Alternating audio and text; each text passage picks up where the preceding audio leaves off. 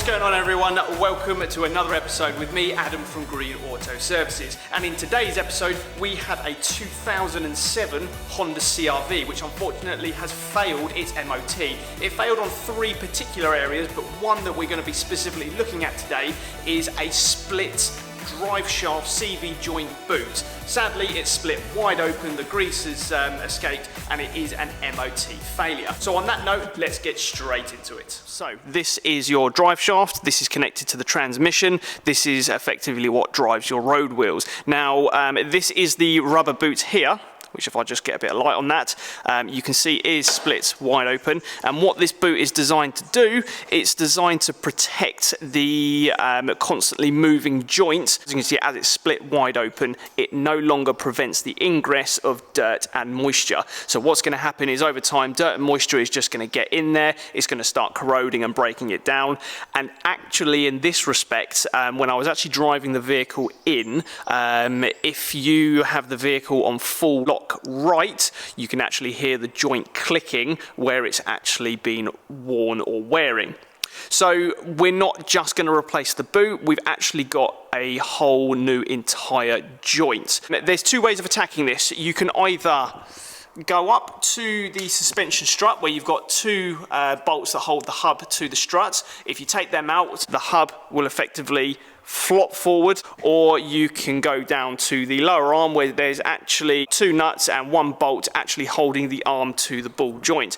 You can take them off, pull the arm down a little bit, and it'll actually allow the hub to swing outwards again just from the bottom and still stay attached to the strut. I think I'm actually going to take the lower arm off so I can swing the hub out even further and then actually get the drive shaft out. And to take the drive shaft out, you need a 36mm socket to take the hub nut off. And as long as nothing's corroded behind there, it should just fall out. That is wishful thinking, but hopefully we should be okay.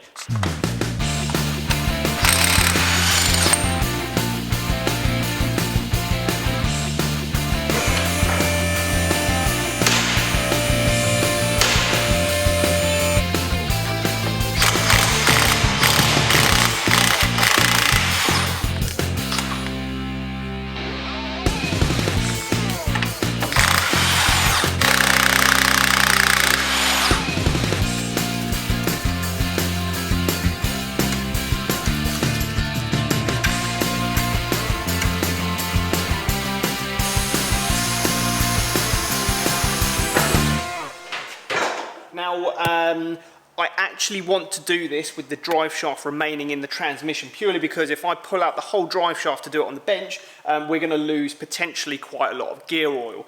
So we're going to do it in situ at the moment. The next step is we have to remove the already damaged rubber boots. Now, it's held in place with one large and one small metal clip. We need to remove that because we actually need to hit the end joint off of the drive shaft. So first things first, let's get the old boot off.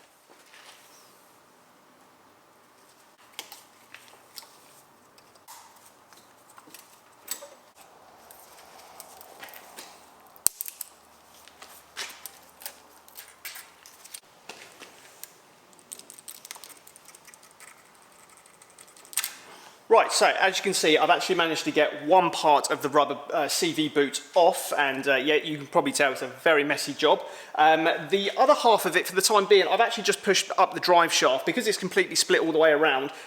We just kind of need it out of the way for the time being whilst we take this actual end joint off. I do know from experience though, there is a small little C-clip, which I will show you in just a short while, that is just holding that very loosely in place. A good way to test if it is a C-clip is that if you grab the drive shaft and the joint, there's a tiny bit of play in there, which is perfectly normal. So all we actually need to do is just with a big enough hammer and a sharp enough blow, that should just pop the actual CV joint off the drive shaft.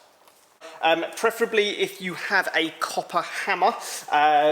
Although we're going to be replacing it, it's very good practice to use a hammer which is going to get damaged the hammer side, in this case the copper side, rather than actually damaging the joint, because you could be doing this just to take the joint off to replace the boot because the joint is absolutely fine. So fingers crossed this comes off as easy as I hope.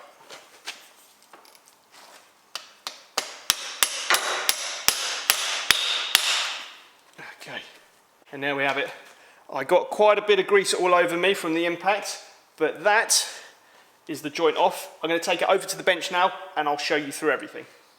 Okay, here we go, information time. So, with a new CV joint kit, this is what to expect to be in the box. So, obviously, we have the new CV joint, and compared to the old one, it looks the same shape, the same height.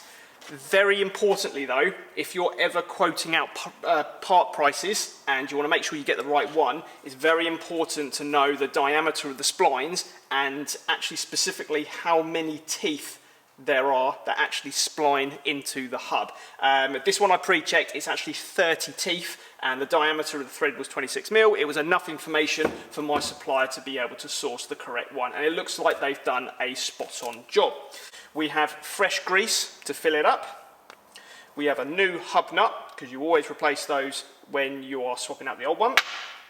You have a new C-clip, which holds it onto the drive shaft, and you have 2 new retaining clips for the CV boots, of which, yes, you do have a brand new CV boot, and that is what is in the kit. So here we are with our new CV joint. Now, as you can see, this is a much clearer picture. Let's just get you focused in there. Okay, there we are, nice and focused. And as you can see, this is a much clearer picture of the inner race, the ball bearings, and then the outer case, which is all designed to allow a 360, almost spherical movement.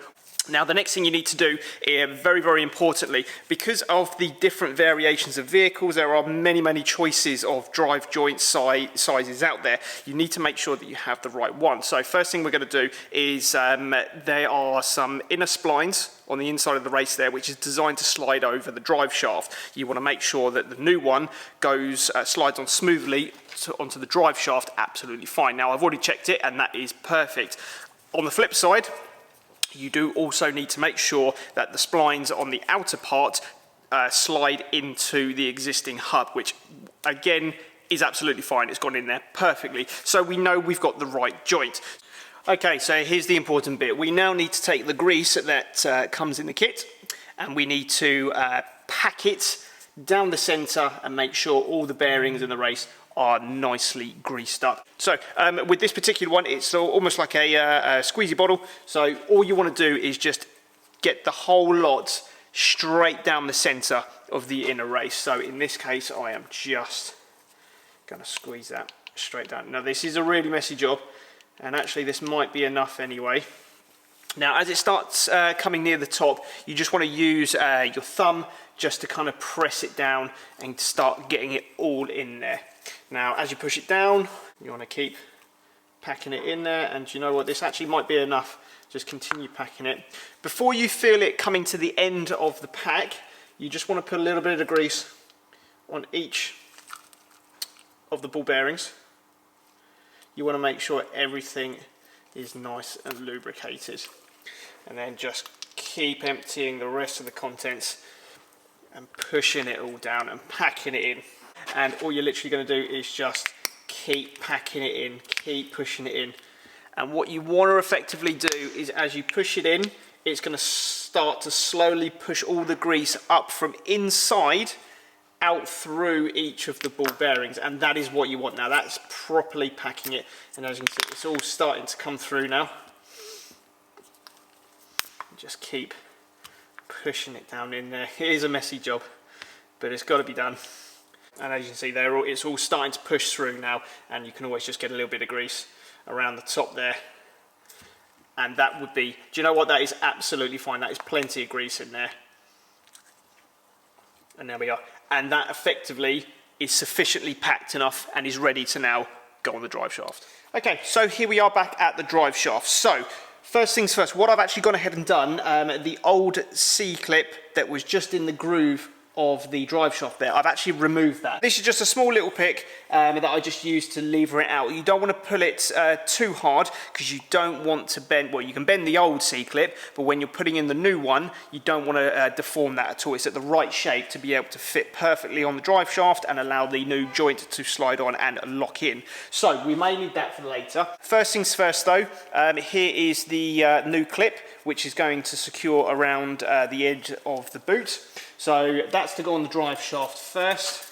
The boot itself, we're going to get that on there. Now it is made of rubber, so manipulate it on, slide on. But that is a good sign because it is pretty tight, which is what you want. And then it'll just slide on there like so. So we'll just leave that there for now. Make a note though, a little bit up the actual shaft itself, there are some grooves where the end of the CV boot will actually locate before you clamp it down. But we'll pull that all together in just a moment. So now that we've got the boot on, we now want to get the new C-clip in. Okay, so with the new C-clip that came in the kit, just make sure that it does sit in the groove absolutely fine. And then you just want to try and maneuver it and manipulate it over. Sometimes even actually a flathead screwdriver would help. Almost using the flathead screwdriver just to lever it over. There we go, that's a lot easier. Should have done that first time round. And again, be careful when you are levering it. You don't want to stretch it. And there we go, and that's just falling into there absolutely nicely. Now you probably will notice, it's very difficult to see, the C-clip will be slightly protruding out of the groove. That's absolutely normal because when the joint goes over, the joint is going to force those two clips together so it slides over. And then when it finds the groove inside the new joint, it's going to spring open and effectively lock it in. Next, we are going to take the new joint. You will need your copper hammer again. It's got a bit of grease on it because you are effectively going to very lightly hammer the new joint on there. Okay, so what I've done is I've just located the splines and you'll feel it slide on and then come to a stop because it's stopped up against the C-clip. You want to give it a light blow on the end until you feel it pop over that C-clip, and then it will slide along the splines for a short distance and then you'll feel it lock in place.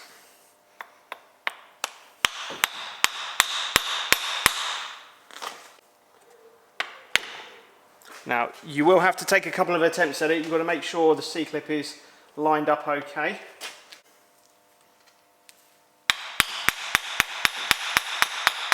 Okay. That has just slid on there nicely. You'll feel it go. Don't force it too much. It should go over nice and easy. You'll then just knock it down the shaft. It'll come to a stop. Best way to test it, just like before we got the old joint off, grab the drive shaft and then the new joint, give it a pull back and forth and you'll feel a tiny bit of play, but it won't move anywhere otherwise. That is perfectly fine. And that is the new joint on and done. Next, you want to go back to the boot. And we want to now gently slide it down the shaft. And you'll feel the little grooves at the back here where the small parts will meet. And you just want to pop the rubber boot around the outside. It's a little bit fiddly, but it will go. If you kind of just work around it. And there we go. That is now sat in place. Absolutely fine. And now once it's sat in place, we can now get the clips on. It's a lot easier to do the clips up whilst it's out. We've got a lot more room because it's quite a fair bit of a faff once it's all back in the hub because it just limits you for space. In this regards, we are going to use the clips that came in the kit. There are a couple of little teeth that locate into either of these two holes. As it wraps around, you kind of want to locate it in a couple of the teeth. That makes it nice and snug on the actual boot. And then what's going to happen with your crimping clips, you'll actually grab either side of the little mound there, and as you press it, it's going to compress that and pull the whole ring together and clamp it nice and tight.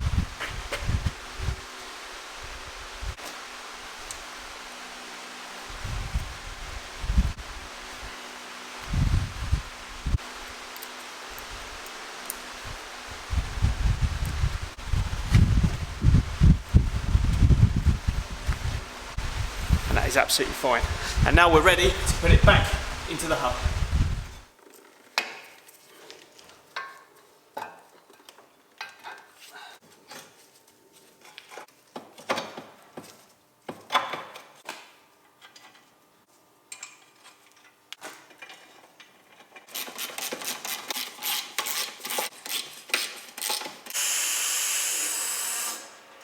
Okay, so now the drive shaft is back in the hub and the lower arm has been secured.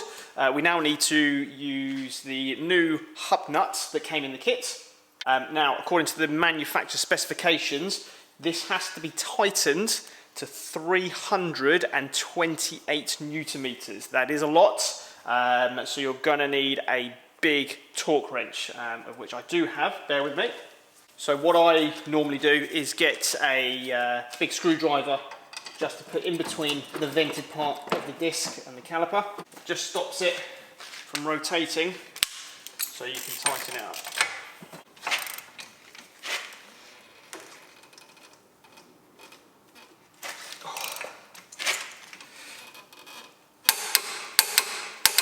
Okay, there we go. There is one more thing we need to do. Now, you'll probably notice there is actually a gap which has been purposely drilled out from factory because this allows you to bend the outer part of the nut in just to help it from coming loose. But it's tight enough anyway, but you do have to do this just with a blunt chisel or anything similar. You just want to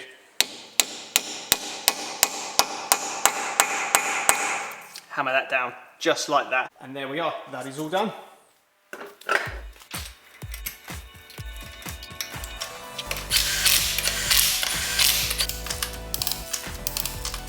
Okay, there we have it. That is how you replace a CV joint on a 2007 Honda CR-V. Now, on that note, if you've learned a little something or enjoyed the video, please don't hesitate to drop us a like, but more importantly, subscribe to the channel. We have plenty more videos coming down the line. I am Adam Green from Green Auto Services. Thank you so much for watching, and we'll see you guys in the next video.